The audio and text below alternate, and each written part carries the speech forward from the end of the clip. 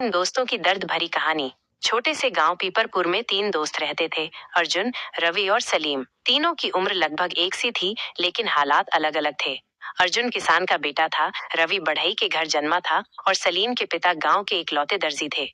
बचपन से ही तीनों की दोस्ती इतनी गहरी थी कि गांव वाले उन्हें तीन शरीर एक जान कहते थे। गांव का स्कूल एक पुरानी इमारत में चलता था। तीनों वहीं पढ़ते थे। पढ़ाई में रवि सबसे होशियार था, अर्जुन मेहनती था और सलीम हमेशा सबकी मदद करने को तैयार रहता था। लंच में सबके डिब्बे मिल जाते थे और अगर किसी के पास कुछ नहीं होता तो बाकी दो बांट लेते। हर रविवार को वो पास की नदी में नहाने जाते और वहां घंटों बैठकर सपनों की बातें करते। एक शहर में बड़ा आदमी बनने का, माता पिता का सपना पूरा करने का। समय बीतता गया। 10वीं की परीक्षा में रवि ने गांव में टॉप किया, अर्जुन भी पास हो गया और सलीम कुछ अंकों से रह गया। लेकिन रवि को शहर में स्कॉलरशिप मिल गई। जाने से पहले उसने कहा, मैं कुछ बन जाऊं तो तुम दोनों को भी बुलाऊंगा। सलीम ने हंसते हुए कहा, भूल मत जाना हमें।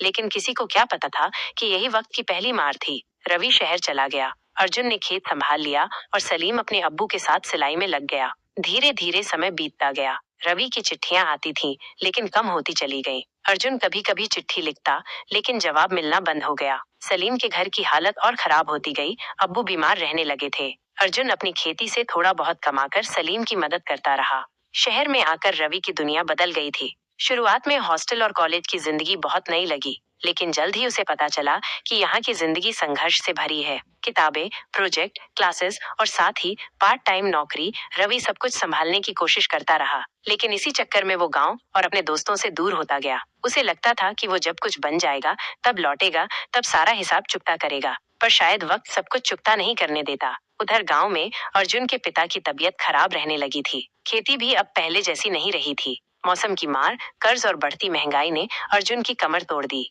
वह दिन रात खेत में काम करता और रात में माँ की दवाइयों के लिए सोचता रहता। वह कई बार रवि को चिट्ठी लिखता रहा, लेकिन जवाब नहीं आया। उसका मन बुझने लगा था। क्या दोस्ती सिर्फ वक्त की बात थी? सलीम के अब्बू की तबीयत और बिगड़ती गई। एक दिन अस्पताल ले जाते समय अब्बू ने सलीम का हाथ पकड़ा और कहा, बेटा अब तू ही घर है। ये आखिरी बात थी जो उन्होंने कही। अब्बू के जाने के बाद सलीम टूट चुका था, लेकिन उसने हार नहीं मानी। उसने गांव में छोटी सी सिलाई की दुकान खोल ली, जहां वो बच्चों के स्कूल यूनिफॉर्म से लेकर औरतों के सूट तक सब कुछ सिलने लगा। उसकी आंखें अब भी रवि की राह तकती थीं, लेकिन उसकी चुप्पी में बहुत कुछ दबा था। एक दिन अचानक गांव में खबर आई कि रवि शहर में अच्छी नौकरी पर लग गया है। अर्जुन और सलीम को ये बात किसी और से सुननी पड़ी। उन्हें खुशी तो हुई, लेकिन कहीं न कहीं दिल में टीस भी उठी। कुछ महीने बाद रवि अचानक गांव आया, बड़ी कार में, शहर के कपड़े पहने। पूरा गांव उसे देखने उमड़ पड़ा। अर्जुन और सलीम ने भी उससे मिलना चाहा, लेकिन रवि अब कुछ बदला बदला सा था। उसने उनसे जल्दी में बात की और कहा, जल्द मिलूंगा, थोड़ा बिजी हूँ। एक गहरी सांस ली और बोला, हम तो अब भी वही हैं जहाँ तू छोड़ गया था। सलीम ने मुस्कुराकर कहा, पर शायद तू कहीं और निकल गया है। रवि 2 दिन गांव में रहा और चला गया। न उसने अर्जुन के खेत देखे, न सलीम की दुकान, और फिर कई साल तक उसकी कोई खबर नहीं आई। अर्जुन ने गांव में शादी कर ली, माँ को संभाला, खेत बचाया और संघर्ष करता रहा। सलीम ने गांव के बच्चों को सिलाई सिखाना शुरू किया और खुद को दूसरों के लिए जीने में लगा दिया। दोनों की आंखों में रवि के लिए अब भी एक कोना बचा था, जो खाली था। समय किसी के लिए नहीं रुकता। अर्जुन की जिंदगी अब खेत, घर और बच्चों के बीच सिमट गई थी। वो सुबह खेत जाता, दोपहर में कुछ मजदूरी करता और रात में थका हारा अपने बच्चों को पढ़ाता। सलीम अब गांव के बच्चों के बीच एक प्रेरणा बन गया था। उसने दर्जनों बेरोजगार युवाओं को सिलाई सिखाकर उन्हें काम से जोड़ा। पर दोनों की आंखों में एक ही सवाल था, रवि कहाँ है? क्या शहर की चमक इतनी तेज होती है कि बचपन की दोस्ती को जला दे?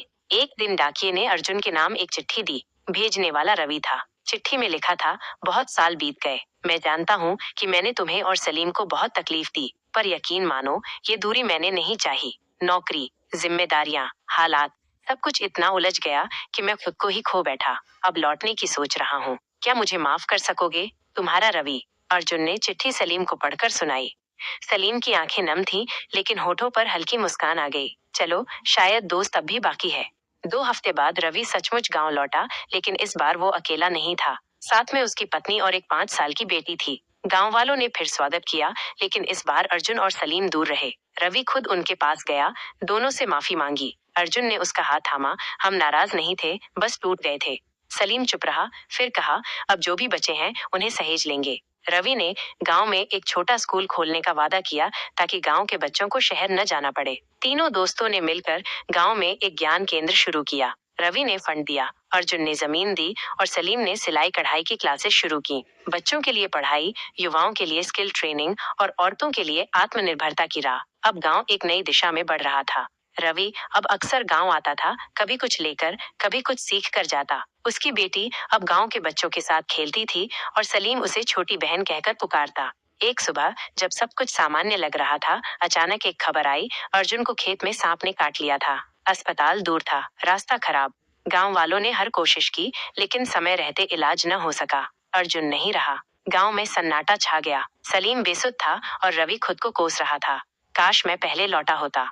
अर्जुन के अंतिम संस्कार के बाद उसकी पत्नी ने रवि और सलीम को एक पुरानी डायरी दी। अर्जुन की लिखी हुई उसमें एक पंक्ति थी, अगर मैं न रहूं तो रवि और सलीम मिलकर गांव को आगे बढ़ाएं, ताकि मेरे बच्चे वो कर सके जो हम न कर सके। अब रवि गांव में ही रहने लगा। सलीम ने अर्जुन के बेटे को अपने बेटे की तरह पाला। तीन दोस्तों की कहानी अब दो में सिमट गई थी, पर उनकी आत्मा, उनकी दोस्ती अब गांव की हर सांस में जिंदा थी। अर्जुन के जाने के बाद गांव की हवा बदल गई थी। उसकी मेहनत और संघर्ष गांव के हर कोने में बसते थे। खेत की मिट्टी अब भी उसके नाम से पुकारती थी। उसकी पत्नी अब स्कूल में पढ़ाने लगी थी और बच्चों को अर्जुन की तरह मजबूत बनाना चाहती थी। रवि और सलीम ने उसकी विरासत को संभालने की ठानी। दोनों ने मिलकर अर्जुन मेमोरियल ट्रस्ट की नींव रखी, जो गांव के गरीब बच्चों को शिक्षा, स्वास्थ्य और हुनर सिखाने का काम करता था।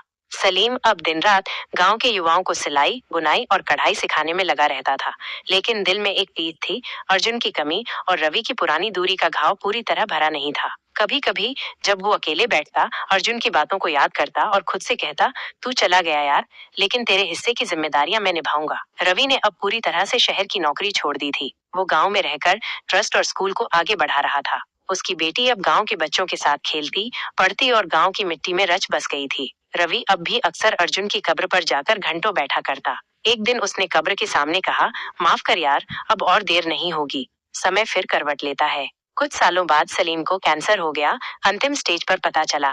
जब रवि को पता चला, वो उसे शहर के बड़े अस्पताल में ले गया, लेकिन डॉक्टरों ने कहा, अब सिर्फ दुआ काम आएगी। अस्पताल के बिस्तर पर लेटे सलीम ने रवि का हाथ पकड़कर कहा, देख यार, एक अर्जुन चला गया, अब मैं भी जा रहा हूँ, लेकिन हमारी दोस्ती, हमारा सपना जिंदा रहेगा ना। रवि की आंखों में आंसू थे। वो बोला, तू कहीं नहीं जाएगा, तू यहाँ रहेगा, हर बच्चे की मुस्कान में, हर खेत की हरियाली में, हर किताब के पन्नों में। कुछ ही घंटों बाद सलीम भी चला गया। रवि फिर एक बार अकेला हो गया था। आज गांव में अर्जुन सलीम ज्ञान केंद्र एक प्रतिष्ठित संस्था है। हजारों बच्चे वहां पढ़ते हैं, सैकड़ों महिलाएं आत्मनिर्भर बनी हैं। रवि अब एक शिक्षक है, एक मार्गदर्शक है। हर साल 26 जनवरी को ट्रस्ट की ओर से बच्चों में पुरस्कार बांटे जाते हैं और मंच पर दो तस्वीरें रखी जाती हैं, एक अर्जुन की, दूसरी सलीम की। रवि उस मंच पर खड़े होकर कहता है, ये कहानी दो दोस्तों की नहीं, तीन आत्माओं की है, जो वक्त से लड़े, टूटे बिखरे, लेकिन फिर भी जिंदा रहे। ये कहानी है दोस्ती की, कर्ज की और उस वक्त की जो किसी को नहीं छोड़ता।